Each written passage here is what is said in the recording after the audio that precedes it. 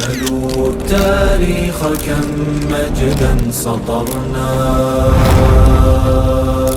على صفحاته وبه تغنى.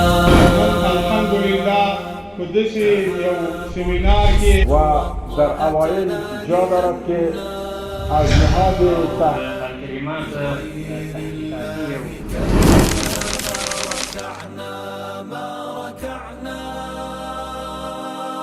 در کمونیسم نکاح با محارم جز افتخاراتشان هست. عیاشی، فحاشی، تنفروشی، تنازی، شراب، قمار در قوانین اونها حق شدن. اقتصاد کمونیسم رو مختصر تشریح میکنم. در کمونیسم اصولش مالکیت شخصی هست.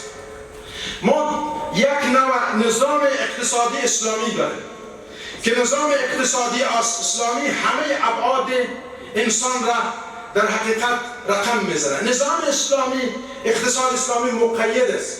مقید به این معنا که در نظام اسلامی سود نیست، در نظام اسلامی جعل و تزویر نیست، چل و فریب و خدعه و نیرنگ و مکر نیست. پس نظام اسلامی به حیث یک نظام کامل شامل هست. آن در نظام‌های غیر اسلامی دو نوع نظام اقتصادی داره. یک نظام سوسیالیسم هست، یک نظام کپیتالیسم هست. در نظام کپیتالیسم نظام سرمایه‌داری است که در اکثر ممالک غربی از این نظام استفاده می شود. آزادی بی‌محال برای مردم دارند.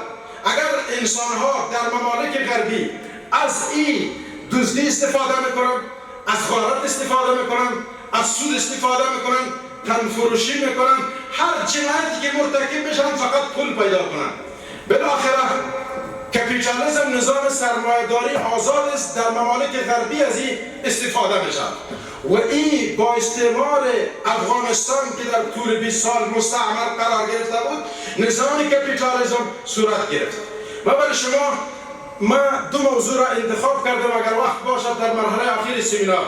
از صنف اول تا صنف 12 ریشه های الحادی و افکار کمونیستی در زبان و ادبیات دری و پشتو صفحه‌وار این را من کشیدم، انشاءالله با معرفی خواهم گرفت. در ریاضی صنف 8 نوشته شده عکس کابل بانک انداختن و میگه احمد فلانی مقدار پول خود را در بانک گذاشته، بعد از مدت برای احمد بلا عوض اینقدر فایده ایجاد شد. کل قرض جر نفعه فهو ربا. هر قرضی که نفع جاری باشد و سود است. نظام سودی را برای شاگرد صنف 8 زیبا جلوه میداد. از آبان مرحله اول شاگردان را از نصاب شروع کرده بودند. نظام کپیتالیسم در افغانستان میخواستند که بالاخره در جریان ها جاری بسازند. اما سوسیالیسم کدام نظامی است؟ در نظام سوسیالیسمی ملت و افراد ملت هیچ دخل و دخالتی در تجارت و سرمایه گذاری ندارد. نمیتواند که هیچ کس کاروبار آزاد بکند. کل اختیاراتش به دست بالاخره دولت هست. دولت هر فیصله‌ای که باید بکند میتواند. در نظام کمونیستی 3 شعار داشتند: زن، زر، زمین. این 3 چیز از جمله شعارات جزء لاینفکشان بود. زن در نظام کمونیسم به خاطر اشتهاراتشان بود. زمین، ملکیت های شخصی به اصطلاح مربوط دولت میشد و همچنان زر که اطلاع و زیورات این موضوعات بود. این بود در رابطه با عقیده کمونیسم. کمونیسم سال تأسیسش در سال 1818 میلادی بوده و گفتم که کارل مارکس، لنین و استالین و سینن بود. حتی کتاب های را هم به نام اصل الاسره در این نکته خود تعمد بکنند. اصل الاسره، الخلاصه و الدوله، همچنان الصنایع فی الطبیعه، الاشتراکیت الخرافیه و الاشتراکیت العلمیه. شما متوجه باشید که کتاب ها کلش به زبان عربی نوشته شده و این کتاب ها را به خاطر اغوا کردن افکار جوانان جور کردن. این کتاب ها را ساختن. به شکل مختصر ما گفته میتونیم که انتشار و جاهای نفوذ اینها کجا بود؟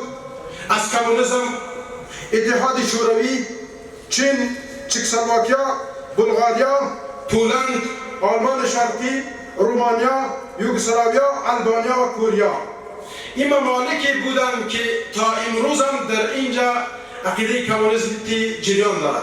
از جمله باید یادآور شد که مسلمان های ایغور چینایی ها، چین امروز متاسفانه بیچاره ها را حق حتی تولید نسل و نکاح هم ندارند.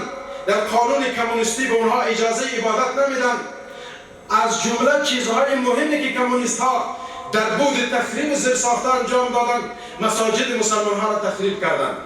مساجد مسلمان ها را در اکثر ممالکی که آل مستعمره روسیه هست، مساجد را تبدیل به موزیم ها کرد و حتی کار در جای رسید که مساجد را تبدیل به تحویل های حیوانات کردند.